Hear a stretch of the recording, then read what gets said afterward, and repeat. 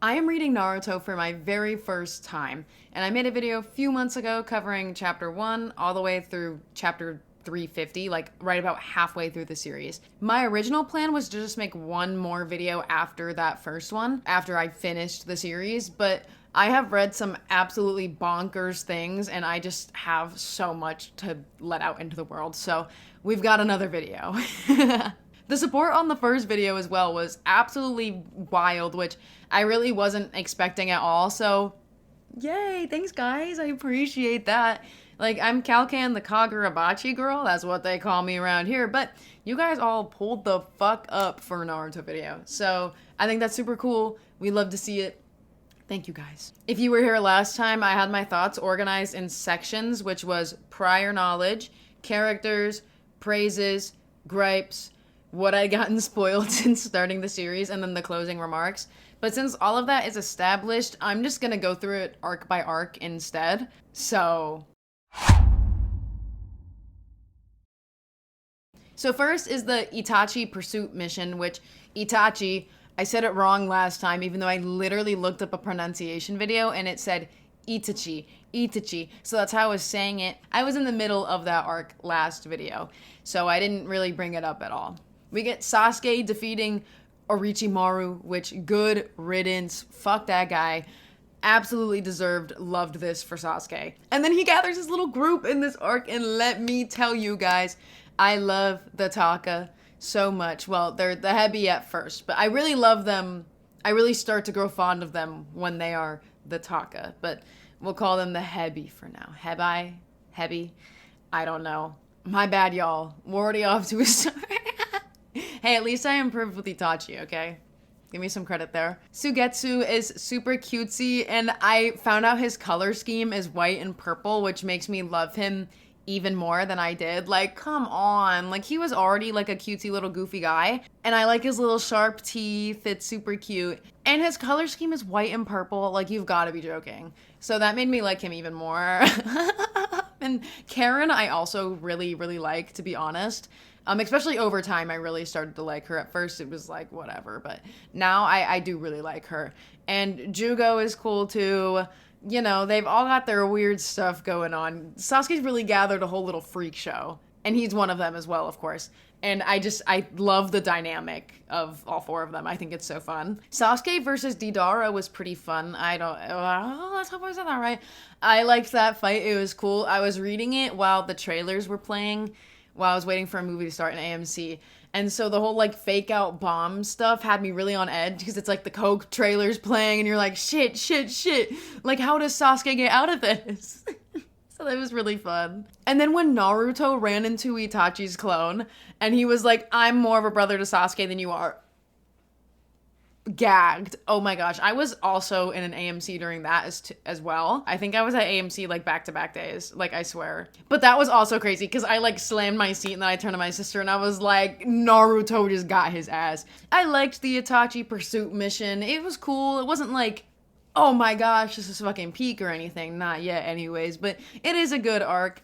I like the groups we've got going on, like I said, and Kiba was in this group as well. He was in Naruto's group, which I love Kiba so much. Love that guy. More Itachi this arc, of course, which is super cool. And if you watched my first video, I mentioned that, like, I'm so not ready for all the stuff with him because I do really, really like him already. And obviously, I love Sasuke too. So anything with Itachi, it's kind of just combined, right? You know what I mean? You kind of think of them as a pair because they're so closely connected to each other. And so that was all, like, crazy to read. Oh my gosh, got me so ready for the rest of this. Oh no, how the fuck Jiraiya. Now, okay, we're gonna look at the pronunciation for this, okay? I only said it like once last video, so I didn't bother with it. Oh no, this is the same guy as last time, so he might fuck me over. Jiraiya. Is how you say it. It's easy enough once you know. What does this guy say? Let's get a second opinion. Jiraiya. Okay, cool. Jiraiya. Tale of Jiraiya the Gallant. So I mentioned last video that I do know that Jiraiya dies. I just didn't know how or when. And then right off the bat, when Jiraiya split off to go get information about Pain, I was like, okay, so this is where he dies. Got it. Like, I just knew immediately. And it's so obvious, especially with betting against Jiraiya living, because Tsunade's odds are off because she always loses her bets. And that's peak setup, by the way, though. Like, even though I was like, okay, well, now I know he fucking dies and she's gonna be, like, right on a bet for the first time ever, that was fucking peak. Like, oh my gosh. How clever. I really liked the backstory with Konan and Yahiko and Nagato. That was all super, super cool. I was really invested while I was reading it because I like Jiraiya, okay, but I'm not, like, crazy about him. So I'm like, oh, we're getting the Jiraiya spinoff. And, like, yeah, this setup is cool. But, you know, like, it's fine. And then you get the whole backstory thing with them and all the pieces and bits with that. And you're like, ooh, it was good. I liked it a lot. One thing I do find really interesting, and I'm curious about it, is I was kind of mixed on the whole prophecy and, like, book aspect of this all at first. I think I do like it, but I feel like it's just a hard sell, and I feel like it's a plot device that could be very divisive. So, like, can you tell me if it is? 'Cause I'm so curious, because I just have a feeling that this is something that, like, definitely divides people. They're like, I don't like the prophecy. I don't like the whole book thing. It's corny, like, however someone would maybe think about it. I just feel like that's gotta be something that, like, splits people. Because when I was reading it at first, I was like, I don't know how I feel about introducing a whole prophecy thing this late. Like, that's a thing. And then also the whole book thing is a little like, okay, you know what I mean? But I think it hits a point in the pain arc where I'm like, okay, I do like it. But I think it takes a little bit to get there. And I also really like how casual the reveal was that Daddy Fourth Minato is Naruto's dad. Because it's pretty obvious if you have eyes, like, they look so much alike. So I like that it's not some grand, crazy reveal. I feel like audiences really take to, like, really casual reveals where they just drop bombs in casual conversation. Like, I think Attack on Titan, there's one in Kagurabachi that's really great as well. Stuff like that. I feel like people just really take a liking to things like that. And so this really worked for me. R.I.P. Pervy Sage. Rest in peace, brother. Now we are at the fated battle between brothers. Peak, let me just say right off the bat, peak, absolute cinema. You got the two brothers, okay? Sasuke, Itachi. Love them both. They're both fucking crazy. They are both off their rockers, throwing the fuck down. And it's not just that, it's all of the emotional stuff too. It's like the fighting's cool. I love all the cool shit the Uchihas can do. Their eyes, and, like, I love the one where their eyes, like, leak the, like, black stuff, you know?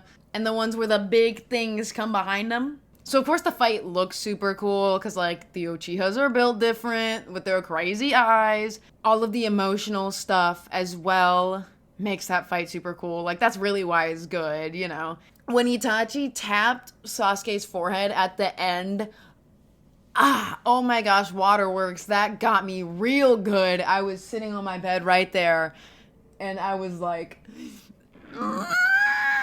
It was rough in these streets. And then them laying next to each other.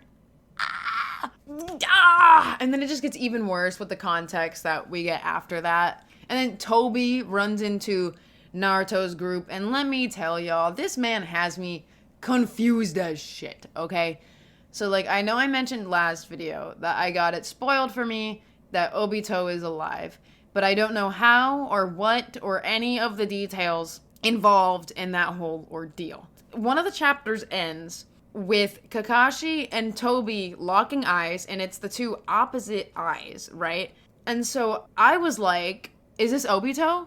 I was already kind of guessing it anyways, just simply because of the names. But then the whole opposite eye thing happened, and I was like, okay, so he's gotta be Obito, right? Because, like, why else would they emphasize the opposite eyes? But then I learned literally right after that, Toby's like, I'm actually Madara Uchiha. Okay. So I'm like, is there a Kenjaku situation going on? Is Madara in Obito's body? And he's, like, living in there, stitches on the forehead, you know what I mean? Like, during the war that's about to happen where I'm at, is Madara and Obito's body about to pull up on Kakashi and be like, face reveal, throw him off guard, beat the bricks off him. Or did Obito live and he's pretending to be Madara? Like he really did his research and he's just like cosplaying as him? Like, I don't know. I don't fucking know. And it's boggling my brain a little bit because I thought I had it so figured out. Because the names Toby and Obito are so similar. But then the whole Madara thing's really got me thrown for a loop. And don't tell me, obviously. Do not come in the comments and be like, hey, so actually, this... No, because I'm not there yet. I'm not there yet. We gotta hold it in, okay? Also, some of my buddies showed me the clip where Toby finds out that Sasuke won against Itachi. What? I don't believe it! Kidding. And he goes, I don't believe it. Kidding. No, I can't stop fucking saying it. I can't stop saying it. I showed my sister the clip with no context, okay? And now we can't stop going, like, behind each other in our apartment. Kidding. It's so good. It's so good. That and, like, believe it. Believe it! Or, like, Fight 2. I say them all the time. And then, of course, I get the Madara lore. Or at least that is, like, the start to it. Because I'm guessing there's probably more to it. Maybe. Who knows? I love the whole eye-stealing thing that the Uchihas have going on. It's like, yeah, let's steal each other's eyes. The drama of it all. I love it. I'm a messy bitch, okay? And so I love that they're like, yeah, so I'm just gonna, like, yank your eyeballs out of your head. We're gonna do a little switcheroo, okay? Because I'm going blind. Like, what the fuck? I love it. It's so funny. Itachi's motivations are revealed as well, which... Oh my gosh. It took a while for me to process all of it. Not in the sense that I didn't like it, because I don't think I ever disliked it, but it's just a lot to wrap your head around. So I really had to sit with it. I really had to sleep a few nights on it. And I've come to the conclusion that I fuck with it. I do like it. I've thought since Sasuke's flashback, like so long ago, that Itachi had way too much pressure put on him, especially for how young he was. He was probably like 13 when he was a double agent. Found that out, double agent. Like, that's absurd. That both of these clans, separately, were like, hey, what if you, 13-year-old child, spied on the other side? Like, that's such an awful situation to be in, and, like, obviously that's the point. But, like, that's also tragic and, like, so sad for him. And I love that. It's so peak. I love me some angst. So, like, wow, loved all this shit. This leads us to Sasuke going back to his group, and now they are the Taka, so switcheroo, love to see it. And this is where I really start fucking with them, because now they just get up to, like, the craziest shit ever, because Sasuke's just genuinely fucking insane. And so, their mission, now that Itachi is dead, it's like, let's destroy the whole entire village of Konoha. And I'm like, all right, bud, let's do it. Come on, Taka, let's go. Fuck that village. No, I'm kidding. But genuinely, like, it makes a lot of sense to me why Sasuke would come to this conclusion, because he is crazed. He's already insane. Like, he's already so mentally ill. And then it's like, oh, you know how you've been trying to kill your brother? That's your whole motivation for the past so many years. Well, actually, he did this for you. He couldn't kill you. Truth nuke. Yikes. And now Sasuke can't process it. And he is so not thinking straight. And I love it. It's so fun to read.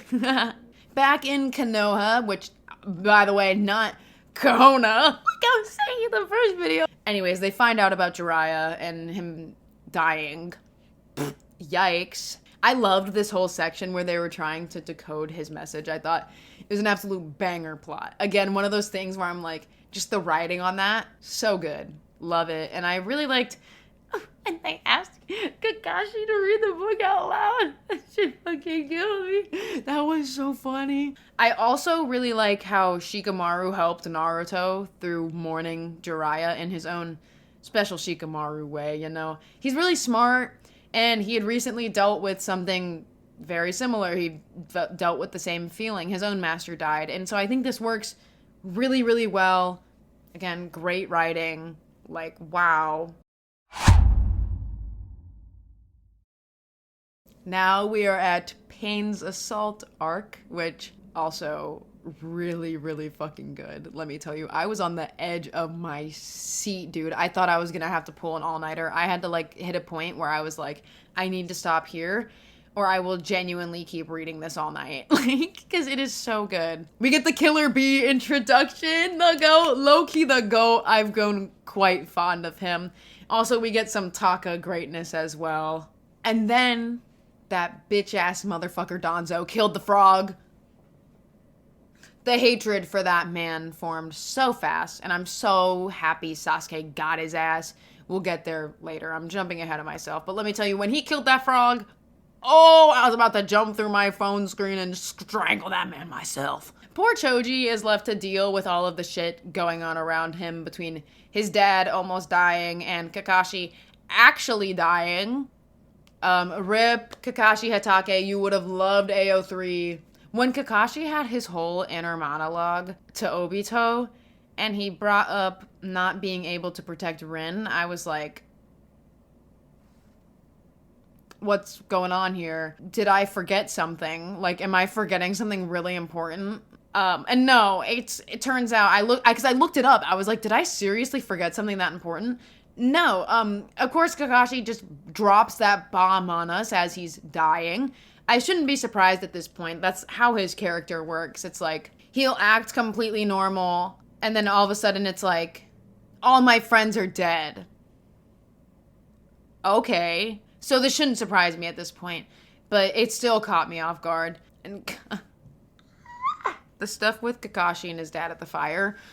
Oh my gosh. I mentioned very briefly in my last video that all the stuff regarding Kakashi's dad, that whole ordeal, makes me feel absolutely insane off my rocker crazy, like Sasuke core. And that has not changed. And over time, the Kakashi Chronicles has really found a way to like worm itself into my brain, and it actually lives rent-free in there. Fun fact. So when he saw his dad, you can imagine I literally felt insane. Like actually crazy. And it's funny because my sister was reading Haikyuu on the couch, and I was also sitting on the couch, but I was reading Naruto. And so she's in Brazil, and they're playing beach volleyball, having a grand old time.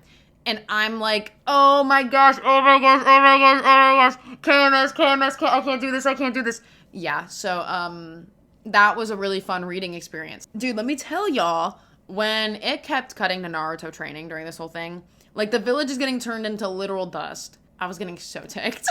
And, like, I get it. And it's so worth it, too. But, like, at first, when it kept cutting to those fuck-ass frogs and Naruto sitting under a waterfall while, like, Kakashi's busy getting impaled and Choji's dad's dying, Naruto's, like, hanging, doing his thing. Oh, my gosh. I was like, if I see these frogs one more time, I'm gonna throw my phone out of the window, actually.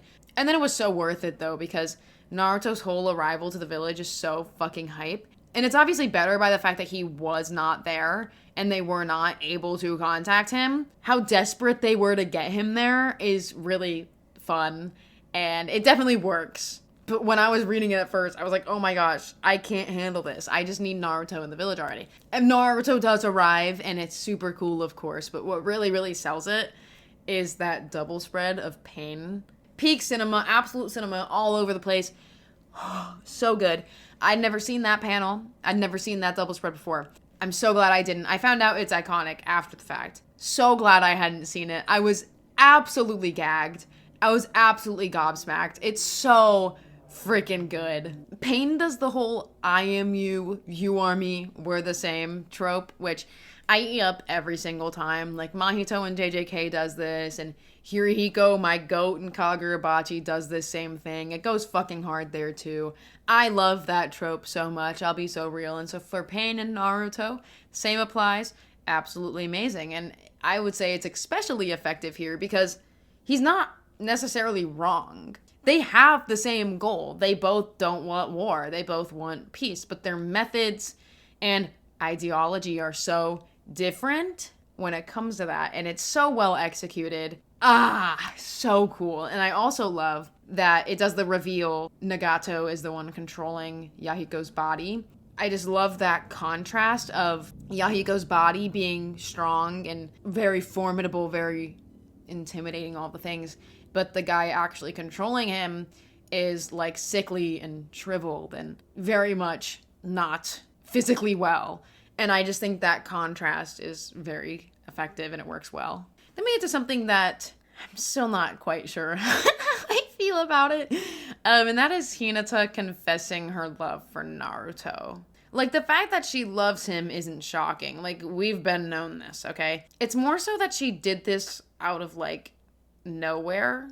I don't think I hate it, but it definitely caught me off guard. I'll say that. It kind of reheated the nachos of Sasuke leaving the village and Sakura being like, I love you so much, I can't stand it. Except it wasn't nearly as good. But I am a Sasusaku warrior, though, so that might be why. Actually, I'm going to interrupt my point about Hinata real quick, and I want to say that I still do like Sasuke and Sakura together, because I had so many people telling me, both on, like, Twitter, my buddies, YouTube comments, you like Sasuke and Sakura now, you won't feel the same by the end. And let me tell y'all, I think I've gotten to a couple of moments where people are like, this is where I don't like them as a pair, and I still love them. Granted, I have more to go, but I think I've gotten to a couple of those moments, and I like it. Let's keep talking about Hinata. I got a little distracted, but I had to bring it up because that's a whole thing. I think what makes this Hinata moment harder to swallow is that this is what sent Naruto spiraling, and that's what unleashed the tails. If Hinata was a bit more relevant, then I think this could work, but I don't think they've had enough good moments recent enough to this point for this to fully hit. And I'm saying this as someone who's reading this in all one go. I'm like, I don't think they've had enough moments together lately. Imagine a weekly reader reading this shit. You guys must have been in a tizzy. But Naruto meeting Minato was pretty cool. Love Daddy Fourth. And even this, actually, I think is kind of out there in concept. I think it's a little ballsy. I'm on board with it. I like it. But I think this is something that some people may have been like, what the fuck are we doing? I like it. I think it's good. Granted, it is funny, though, because it's like, so Hinata just confessed her love for Naruto, and now she's beat up, and Naruto went a little crazy, and now he's meeting Daddy. I think it's a little crazy. I think Kishimoto is getting a little frisky. Like, ooh, let me push my buttons. Let me see how people like this. I think it turned out good, and I also really liked when Naruto punched Daddy Fourth, because it reminded me of Kagurachi. You know, like that. I really liked the whole conclusion for Nagato and Naruto. I think Naruto listening to his story and deciding for himself what he thought, I think is extremely interesting way to finish a conflict. And Nagato being on board with it and being like, okay, I'll tell you my story. Let's see what you say. What do you think? I thought that was really interesting. I don't know if I've seen anything like that before. I thought that was really cool. It also kind of sold me on the whole prophecy and book thing. Them both being the child of the prophecy is really cool. I like the emotional part of that. I think is really neat. And them being brought together by the book was also really sweet. And it's all just very emotional and it hits hard. I think it's really good. And speaking of emotional moments, when Kakashi was with his dad again by the fire before getting revived, and he told his dad, I'm just going to read this bar per bar, no matter what the end result was, father, you did your best. I'm proud to be your son now. I literally cried in public. I did indeed cry in public. And I actually cried while I was typing my notes for this video when I had to revisit that page.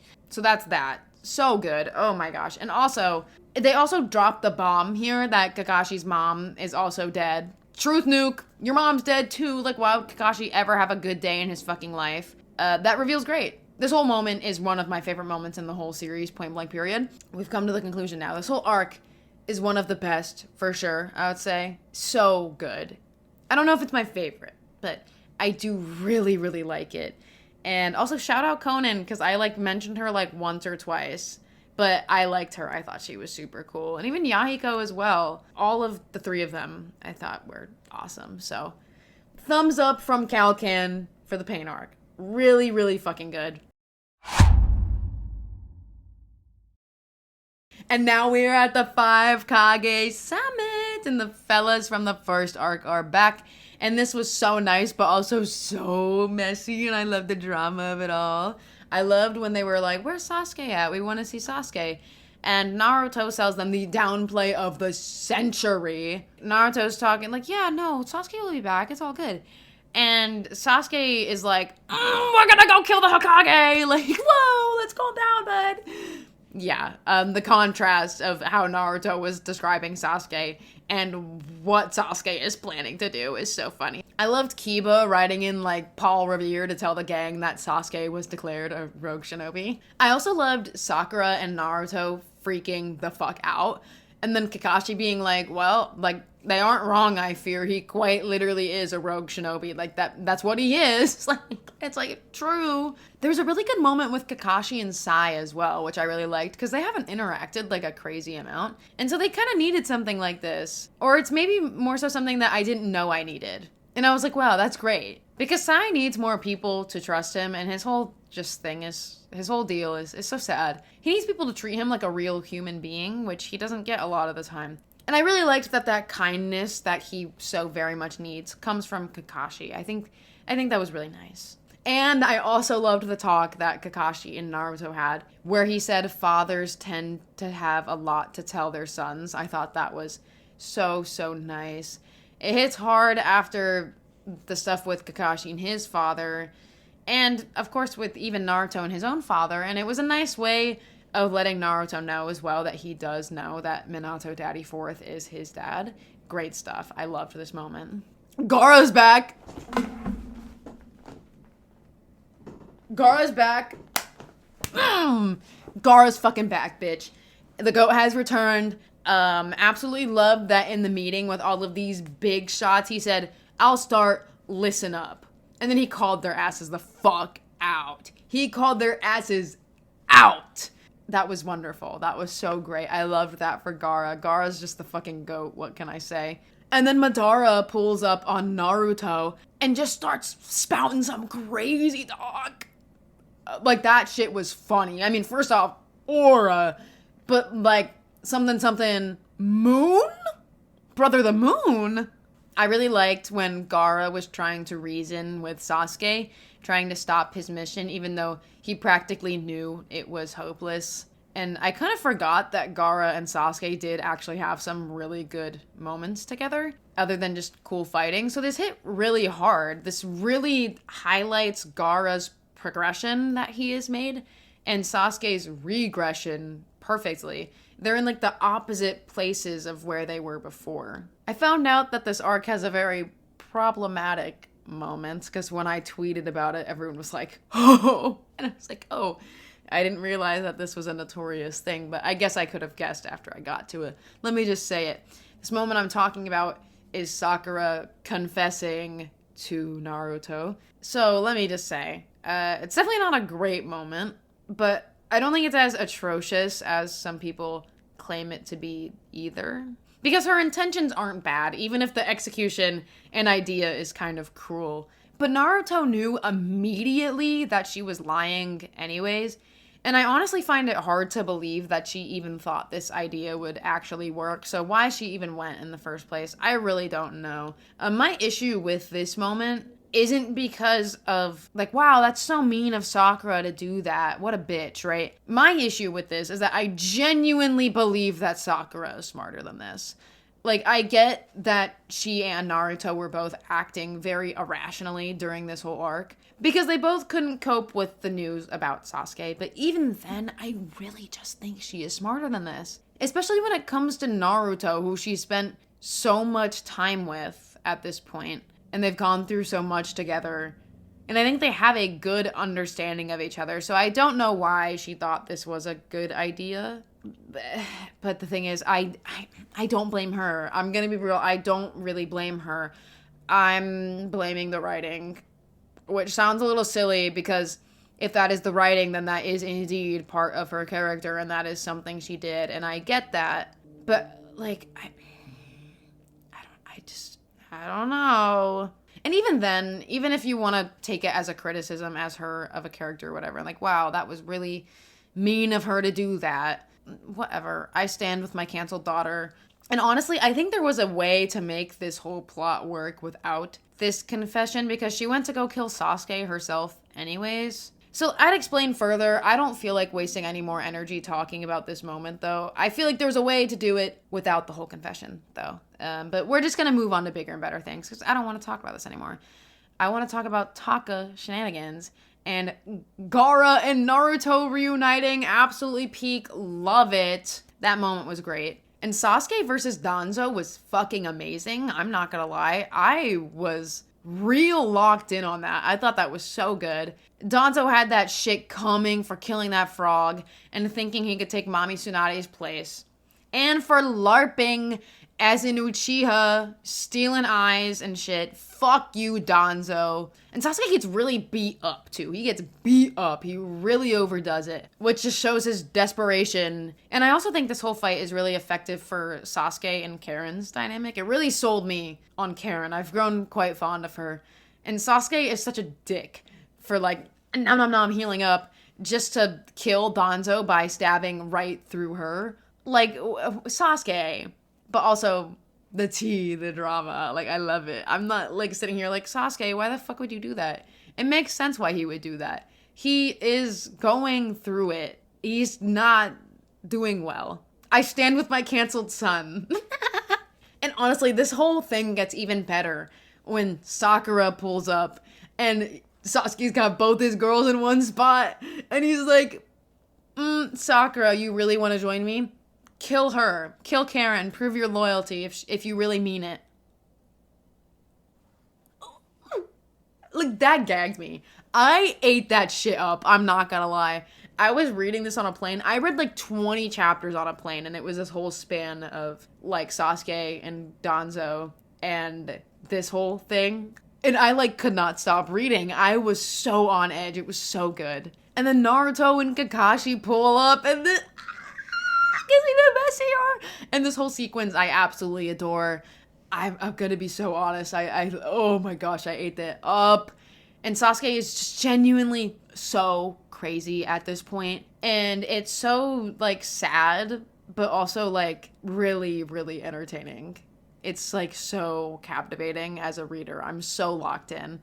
And him dealing with this whole reunion while he's like actively going blind too is like crazy work. Oh my gosh, this was so fun to read. Just hearing him just being batshit insane and watching how Naruto and Sakura and Kakashi react to all of that themselves. And then Naruto does that whole thing where he says he's happy he knew Sasuke while they were fighting.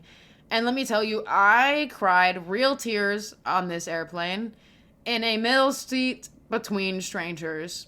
I cried real fucking fat tears. You know what? I don't regret it. At the peak, that's all I'll say. Like, oh my gosh, that really got me in the feels. And guys, when I was writing my notes for this video, I found out that this arc ends on chapter 483, which I think is so fucking stupid. Why the fuck would this be separate? The Kakashi and Naruto stuff, separate. That makes no fucking sense. It's in the middle of the interaction. Why is that split into two arcs? You're pulling that dumb shit on me again, like some Chunin exams, Konoha Crush bullshit. Whatever. That's so fucking stupid. So I put it all in this arc, because why would it be different? Anyways, peak. The end of this arc is so good. This whole arc, actually. I loved the whole summit thing. So good. Oh my gosh, because, I mean, you've got Gaara, goated. Sasuke's going crazy.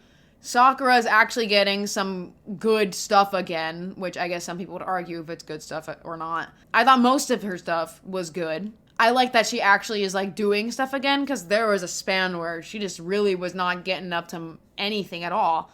So I like her being involved in all of it again, because the drama, the messiness of it all, I love it. Naruto, of course, great. Madara, I think, is really interesting. Kakashi, of course, in on all of this as well. I love Kakashi. So many characters in this arc, which was so fun. I love all the characters, obviously. Yeah, that's all I've got. That's the end of the arc talk. Right now, I am in the middle of the 4th Shinobi World War countdown arc. That's where I'm at now, as of writing these notes, and we're gonna pick up there next time. And let me tell you, that's already fucking peak too. But we'll get there next time. We're saving it for next time. We're done for today. This whole stretch of Naruto has taken longer than I expected.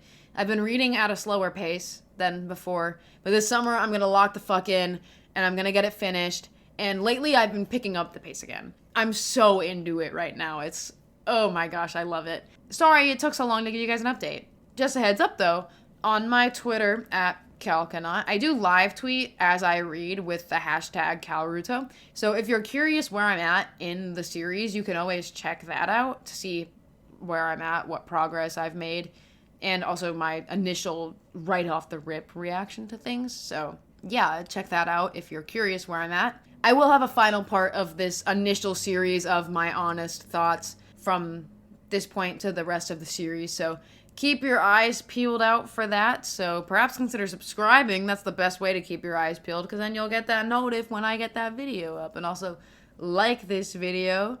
Comment down below. I love reading comments. I love reading what you all have to say, except this one I might be a little careful so I don't get anything like accidentally spoiled. I'll probably read them all anyway, so just behave yourselves. Don't spoil anything. And if you're feeling so frisky, you can become a channel member as well. I make members only shorts occasionally. It's nothing too crazy. You get a shout out at the end of the video as well. Really, it's just a good way to support the channel more than anything, more than the perks itself. But also subscribing and liking and commenting, even heck, sharing, I guess. That also helps just as much. So, cool. Thank you so much for watching, and bye-bye! Woo! Oh, we gotta address the nations! We're gonna address the nations. Who do I want to address? Itachi Nation. He makes me feel crazy. Oh my gosh. Love him. Gara Nation. He was so cool in the Summit arc. Sasuke Nation. I mean, come on. Our boy's crazy, but we love him anyways. Believe it. Believe it. Kidding.